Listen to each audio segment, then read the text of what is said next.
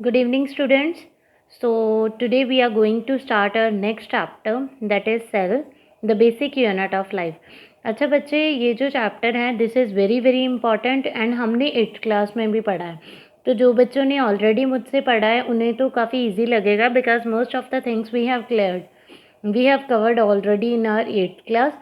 तो यहाँ पे इस चैप्टर में थोड़ी सी और ज़्यादा डिटेल होगी, अदरवाइज़ चीज़ें वही हैं, बस डिटेल ज़्यादा है. ठीक है. So let's start with the cell. So cell जैसे आपको पहले ही मैंने पढ़ाया था पिछली बार भी कि this is a fundamental structural and functional unit of living being. अब देखो, फंडामेंटल इसको हम स्ट्रक्चरल भी कहते हैं और फंक्शनल यूनिट भी कहते हैं. अब स्ट्रक्चरल क्यों कहते हैं? बिकॉज बॉडी का जो स्ट्रक्चर है वो ये बनाते हैं सेल्स. अल्टीमेटली हमारी बॉडी सेल्स की बनी हुई है. तो these are the building blocks.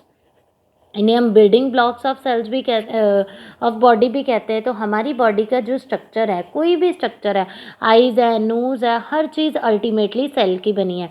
तो हमने जैसे हायरार्की पढ़ी थी कि सेल है, नंबर ऑफ सेल्स मिलके बनाते हैं टिश्यू. टिश्यूज़ जो होते हैं वो मिलके बनाते हैं ऑर्गन, एंड ऑर्गन मिलके बनाते हैं ऑर्गन सिस्टम. तो मैं शॉर्ट में ही लिख रही हूँ यहाँ पे ऑर्गन सिस्टम, और नंबर ऑफ ऑर्गन सिस्टम मिलके बनाते हैं ऑर्गेनिज्म. तो ये हमने पहले भी पढ़ा था ऑर्गेनिज्म. तो यहाँ पे क्या है? So this is that is why we call it as the structural unit. Now why we call it as the functional unit of living being. और फंक्शनल इसलिए कहते हैं क्योंकि हमारी बॉडी का हर एक जो फंक्शन है, चाहे वो डाइजेशन हो, चाहे वो रेस्पिरेशन हो, चाहे वो ब्रीदिंग हो, each and every function is done by the cells. Ultimately ये सेल्स करते हैं. बिकॉज अगर हम ऑर्गन की बात करें तो ऑर्गन टिश्यू के बने हैं, टिश्यू अल्टीमेटली सेल्स के बने हैं. तो हर एक जो बॉडी का फंक्शन है वो कौन करते हैं? सेल्स. सो देन एक जो यूनिट है, बायोलॉजिकल यूनिट है, इसकी और डेफिनेशन हम कैसे लेते हैं? A unit of biological activity delimited by differentially permeable membrane and capable of self reproduction. अब इसको हम कहते हैं कि this is a unit of biological activity. Biological activity का क्या मतलब है? जिसके अंदर बायोकेमिकल मीन्स जो हमारी बॉडी के, जहाँ पे भी वर्ड बायो आता है that means living. So biological activities जिसके अंदर होती हैं डीलिमिटेड बाय डिफरेंशिएटली परमिएबल मेम्ब्रेन. अब इसके अराउंड मेम्ब्रेन्स होती हैं. अब आगे मैं पढ़ाऊँगी डिफरेंट काइंड की मेम्ब्रेन. परमिएबल भी होती है, इम्परमिएबल भी होती है, सेमी परमिएबल भी होती है. सो इसके बाहर एक ना एक मेम्ब्रेन होती है जो इसे डीलिमिट करती है. More over it has the capability of self reproduction. अब सेल्फ रिप्रोडक्शन का क्या मतलब है? कि सेल आगे टूट के 1 से 2, 2 से आगे 4 मीन्स ये डिवाइड करते हैं. So next we have the discovery of the cell. तो सबसे पहले आ जाता है इनमें scientist Robert Hooke. Robert Hooke ने, जैसे हमने 8th में भी पढ़ा था, 1665 में वो क्या कर रहा था? He was observing a tree. तो वो ट्री की बाग पे देखता है, तो उसे वो उस बाग को देख के बड़ा इंस्पायर होता है और वो देखता है कि यहाँ पे छोटे छोटे से ब्लॉक काइंड स्ट्रक्चर बना है. वो उस बाग को उतारता है. Then he observe the thin transfer section of bark of a tree under self design microscope. तो जो उसने माइक्रोस्कोप बनाया होता है उस माइक्रोस्कोप में वो उसका ट्रांसफ़र सेक्शन देखता है. अब ट्रांसफ़र सेक्शन क्या होता है? फॉर एग्जांपल कोई चीज़ है, मान लो ये हमारे पास एक बाकी है. अगर हम इसे ऐसे काटते हैं तो दैट इज़ लॉन्गिट्यूडनल सेक्शन. अगर हम इसे ऐसे काटते हैं दैट इज़ ट्रांसफ़र सेक्शन. तो वो उसका ट्रांसफ़र सेक्शन लेता है बड़ा पतला सा, और उसको वो देखता है माइक्रोस्कोप के नीचे, और वो ऑब्ज़र्व करता है. He notice honeycomb like compartments. कि जब वो इसमें देखता है, तो यहाँ पे डायग्राम देखो, तो उसको ऐसे कंपार्टमेंट्स, मतलब कंपार्टमेंट्स होते हैं छोटे छोटे बॉक्सेस काइंड, ऐसा स्ट्रक्चर शो होता है. तो उन कंपार्टमेंट्स को ये नाम देता है सेल का. He coined the term cell. Then second जो साइंटिस्ट आता है, हाँ वन मोर थिंग जो मैंने यहाँ पे मेंशन करना भूल गई, कि ये जो सेल उसने ऑब्जर्व करे थे, these were the dead cell. अब डेड सेल का क्या मतलब होता है? कि वो वाले सेल जिसमें, सेल जैसे हमें पता है कि कोई भी सेल है इसमें न्यूक्लियस होता है, साइटोप्लाज्म होता है, और ये सेल मेम्ब्रेन होती है, ये मान लो साइटोप्लाज्म है, ये न्यूक्लियस है। ये तो बेसिक चीज़ें होती है। साइटोप्लाज्म में आगे सारी ऑर्गेनेलिज भी होती हैं। तो डेड सेल का क्या मतलब है कि वो जो सेल था उसका सिर्फ और सिर्फ ये इसमें मतलब कोई भी प्रोटोप्लाज्म नहीं था, वो डेड हो चुका था। जितनी देर उसमें साइटोप्लाज्म एंड न्यूक्लियस है दैट मीन्स लिविंग है सेल। अगर ये नहीं है, उसमें साइटोप्लाज्म ही नहीं है, कोई एक्टिविटी नहीं हो रही, दैट मीन्स वो सेल डेड है। तो जो रॉबर्ट हुक ने ऑब्जर्व करे थे these were the dead cell. उसके बाद आ जाता है हमारे पास second scientist Antonie van Leeuwenhoek. अब ये जो साइंटिस्ट है इसने ऑब्जर्व करे थे living cells like bacteria from tartar of teeth. अब इसने ये इसने रॉबर्ट हुक ने तो किए थे dead cell observe, Antonie van Leeuwenhoek ने करे थे लिविंग सेल। जो सेल लिविंग थे इसने वो ऑब्जर्व करे थे। जैसे बैक्टीरिया है तो ये बैक्टीरिया उसने कहाँ से लिया था, कहाँ से ऑब्स्ट्रैक्ट किया था, फ्रॉम टाटर ऑफ टीथ। अब कई होते हैं ना जिनके टीथ पे पूरी येलो कलर की एक लेयर ही पूरी जम जाती है, उसको हम बोलते हैं टाटर। तो उसमें उसमें बैक्टीरियाज होते हैं, तो वो वहाँ से उसने लिविंग बैक्टीरिया एक्सट्रैक्ट करे थे। एरिथ्रोसाइट, फिश के एरिथ्रोसाइट्स होते हैं आरबीसी। तो जो फिश होती है रेड ब्लड सेल्स, तो जो फिश होती है उसके आरबीसीज देखे। देन स्पर्म और प्रोटोजोन, ये सारे क्या थे, लिविंग सेल थे। तो ये किसने देखे थे, एंटोनी वैन ल्यूवेनहॉक ने। सो दिस इज़ द कॉक सेक्शन, जो किसने देखा था, रॉबर्ट हुक ने। उसे ऐसे कंपार्टमेंट शो हुए थे जिससे उसने इसका नाम रख दिया सेल। अब उसके बाद आ जाता है रॉबर्ट हुक जो था उसने एक बुक लिखी थी Micrographia. So Robert Hooke actually observe the dead cell. तो जो सेल उसने ऑब्जर्व करे थे they were the dead cell. Then we have cell theory. So cell theory जो है it was propose by Schleiden and शेवान।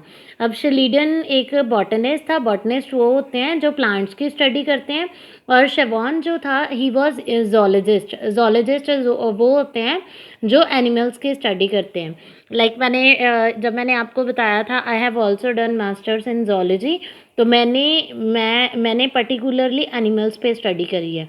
So according to cell theory all plants and animals are composed of cells and the cell is a basic unit of life। अब ध्यान से देखना cell theory क्या कहती है। पहली बात तो ये कहती है कि जितने प्लांट्स हैं और जितने एनिमल्स हैं सब किसके बने हुए हैं, सेल्स के। और ये जो सेल्स होते हैं these are the basic unit of life. बाद में ये जो थ्योरी है इसकी मॉडिफिकेशन हुई। जब मॉडिफिकेशन हुई तो इस थ्योरी को बोला गया सेल प्रिंसिपल और मॉडर्न सेल थ्योरी। अब ये जो मॉडर्न सेल थ्योरी है ये किसने इंट्रोड्यूस करी थी, रोडोल्फ विर्चॉव ने। इस साइंटिस्ट ने इसको मॉडिफाई करा था। पहले जो दो साइंटिस्ट आए थे शिलीडन एंड शेवान, जिन्होंने बोला था कि जितने प्लांट्स और जितने एनिमल्स हैं सारे सेल्स के बने हुए हैं, पहली चीज़ इन्होंने ये बोली थी। सेकेंड चीज़ इन्होंने बोली थी कि जो सेल है that is the functional basic unit of life.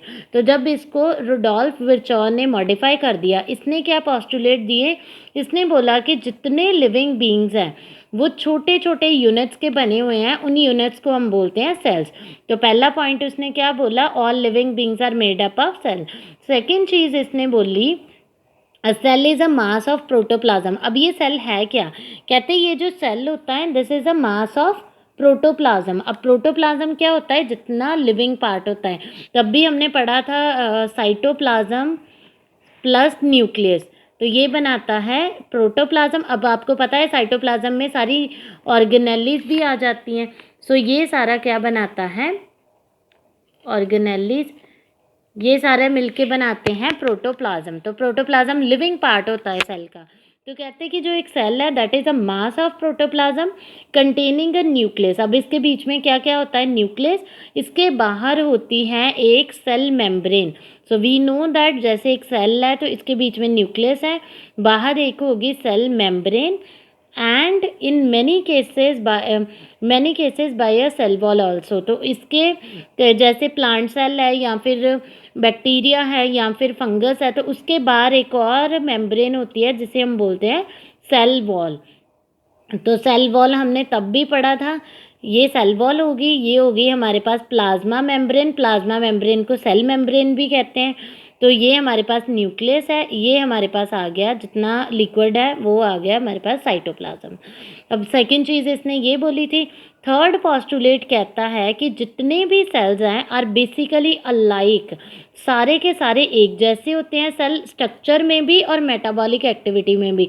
मतलब हर एक सेल जो है उस मेटाबॉलिक एक्टिविटी मतलब जैसे रेस्पिरेशन है या फिर जो भी उसके अंदर एक्टिविटीज़ हो रही है, मीन्स डाइजेशन हो रही है, तो जितने भी सेल्स हैं सारे अलाइक होते हैं और उनमें एक जैसी मेटाबॉलिक एक्टिविटीज़ होती हैं। सो the function of an organism as a whole is the result of activities and interactions of the constituent cell। अब कोई भी फंक्शन है हमारी बॉडी का, कोई ऑर्गेनिज्म में, हमारी बॉडी में जो जो फंक्शंस हो रही हैं, डाइजेशन हो रही है, रेस्पिरेशन हो रही है, वो किसका रिजल्ट है? जितनी भी ये एक्टिविटीज सेल्स में हो रही है और जितनी भी सेल की इंटरेक्शन हो रही है इसके कॉन्स्टिट्यूएंट अदर सेल से। सो फोर्थ इसने क्या point, sorry this was the fourth point. Fifth point ये क्या कहता है?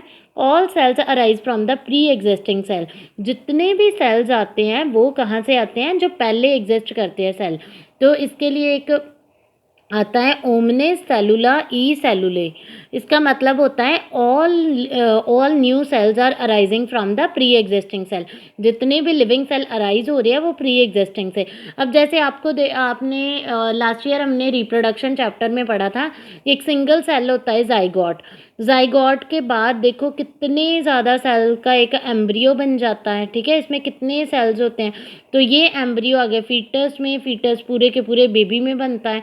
तो एक सेल से ही लाइफ स्टार्ट हुई ना, तो यानी कि एक जो सेल है उसी से नए आगे सेल आ रहे हैं। सो this is all living cells arise from the pre existing cells.